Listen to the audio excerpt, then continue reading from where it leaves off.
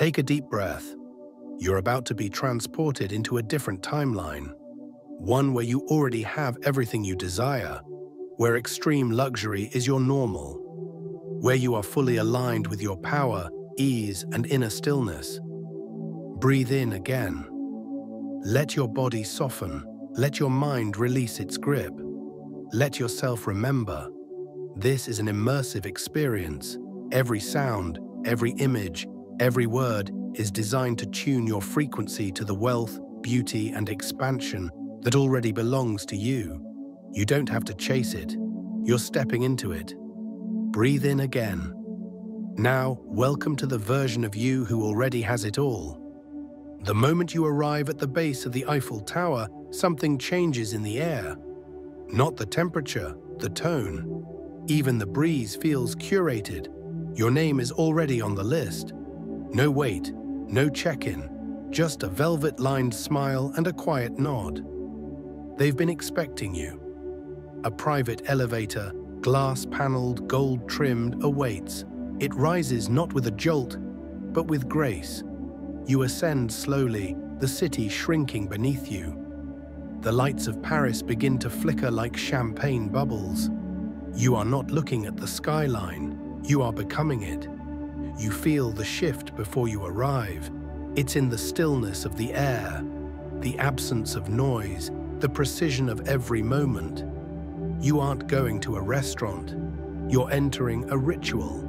As the elevator reaches its destination, the doors open with a sigh. You step out, heels softly clicking against black stone floors. A hostess with eyes like moonlight welcomes you with a whisper. Right this way. Your table is ready. Le Jules Verne is not loud. There's no music blasting, only soft conversation, candlelight reflections, and the hum of grace. Every table is positioned like a constellation, placed with intention, surrounded by atmosphere. You're led to your seat beside the window. Floor-to-ceiling glass, no interruptions. Paris unfolds beneath you like a velvet map. The Seine glows, the bridges flicker. You sit, and the city bows. A glass of champagne is poured the moment you place your fingers on the stem. It sparkles in the light like a liquid diamond. First sip, crisp, alive, celebratory. It tastes like being remembered. The table is set with flawless restraint. Polished silver, crystal water glasses, white linens so pristine they glow. You don't need to touch the menu. Chef Frédéric Anton has curated something just for you. He knows. Tonight is different. The server doesn't ask. He explains, with reverence, the first course to come. His words are soft, French, hypnotic. You're not just anticipating food, you're preparing for transformation through taste. The room feels like suspended time. Every sound, every shadow, every flicker of flame seems to move in service of your presence. You are not the guest. You are the honored center of the evening. The Eiffel Tower groans gently in the wind, as if to remind you you are now part of the Paris skyline. The server arrives again, this time with the first plate, so delicately plated it's more architecture than appetizer. It rests on black porcelain, edged in platinum. White asparagus, shaved truffle, saffron vinaigrette. A miniature sculpture, balanced in silence. You don't rush. The fork moves slowly. You take one bite, and the world stops, not in volume, but in density. It's not the ingredients you taste, it's memory reawakened.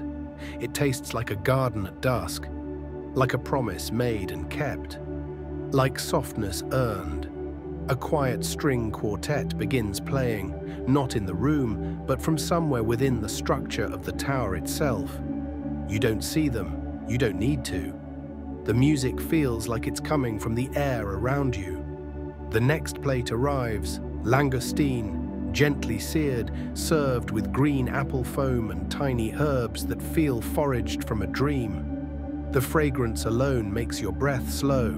You close your eyes before tasting. This is not food, this is a frequency. Between bites, you glance at the skyline. A carousel spins slowly by the riverbank. Someone proposes on a bridge. A yacht drifts. Time is no longer something to manage. It's something that responds to your presence. Champagne is refilled, now paired with a whisper of a white burgundy. The glasses clink gently. The sound echoes like the beginning of a sacred agreement between you and the life you're becoming. The server pauses beside you and asks, "Would you like the next course, or would you prefer a moment to enjoy the view?" You smile. That's the difference here. Nothing is rushed. Because you are not waiting to arrive. You've already arrived. The Eiffel Tower creaks softly again. It's alive. The structure itself feels like a cathedral to elegance, holding your experience in sacred geometry. You are dining not just above Paris, you are in communion with it. The waiter brings warm lemon-scented cloths. You wipe your hands slowly. Your skin hums. Even your fingertips feel more refined, more deliberate. You take another sip of wine. It tastes like safety, like sovereignty, like belonging at this altitude. And as the table is cleared, you realize you aren't being served, you're being celebrated.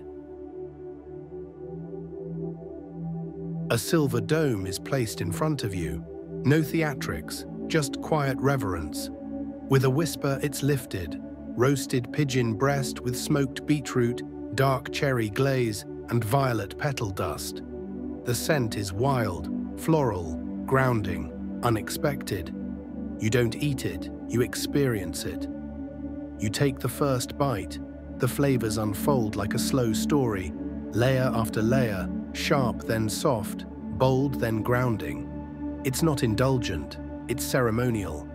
This dish was not made to impress, it was made to speak. Across the restaurant, you notice a couple smiling in silence. You don't know them, but something connects you. Not eye contact, frequency. Here, everyone speaks the language of elegance. A new wine is poured. Red, deep, aged, complex. You inhale before you sip. It smells like old books and velvet. Tastes like stillness. This isn't about pleasure.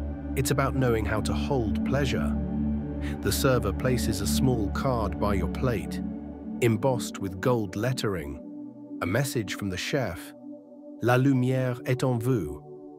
The light is in you. You pause, not out of disbelief, but because something about those words feels so accurate, so internal, that your body shifts to receive them. The room quiets further. Dessert menus are offered to other tables, but not to you. Instead, the maître d' approaches and asks, "Would you like to continue this experience in the private lounge upstairs?" You nod. Of course, this night is not ending, it's unfolding. You rise. A silk shawl is placed over your shoulders. Someone guides you to a narrow spiral staircase tucked behind velvet curtains. Each step feels like an initiation. You are now above the restaurant, above the skyline.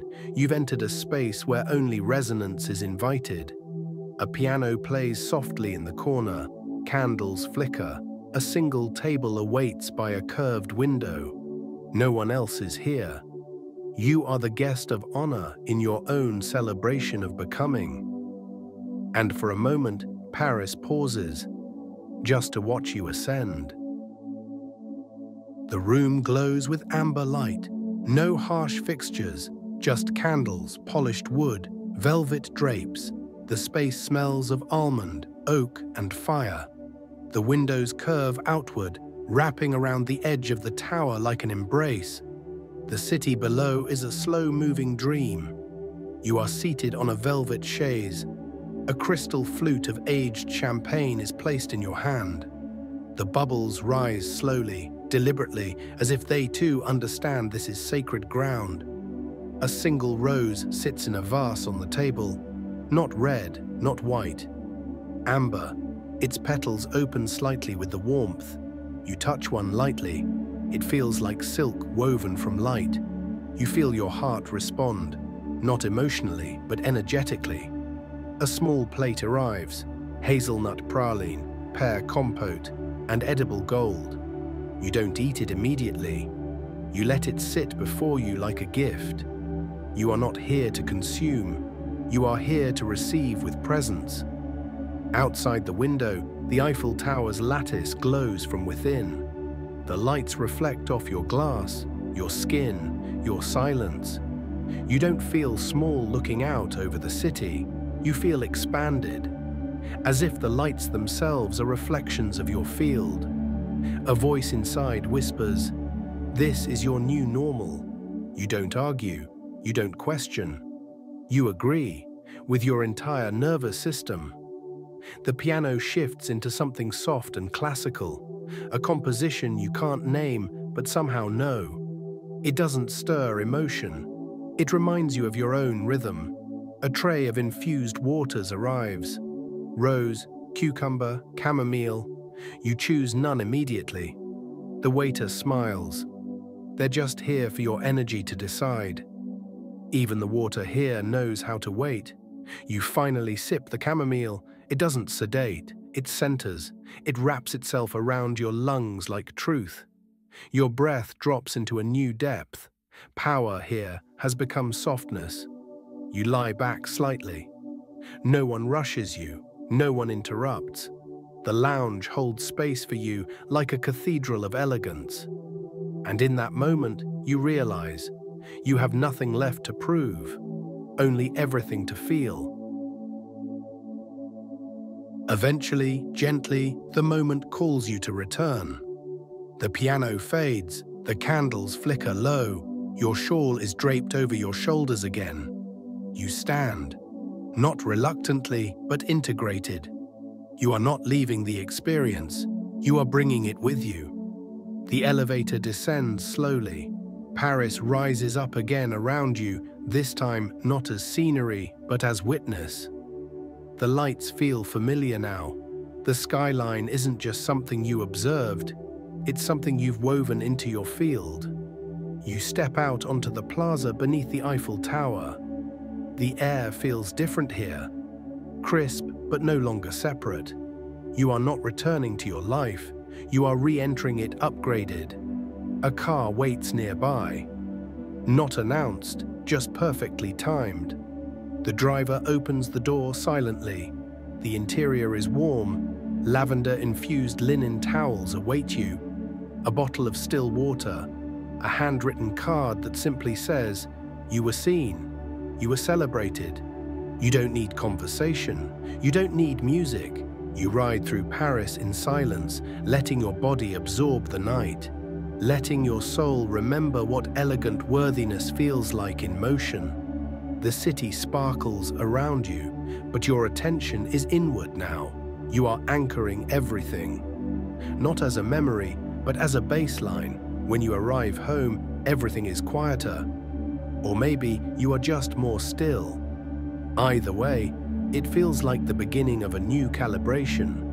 You pour a glass of water, place your heels by the door, and look at your reflection in the mirror. Not to check it, to witness your new level of self-regard. You light a candle, sit on your sofa, and write just one line in your journal. I don't chase elevation, I breathe it. You don't fall asleep that night. You settle into your field like royalty returning to the throne. And before your eyes close, one final truth lands. I am not waiting for my life to rise to meet me. I've already ascended into it.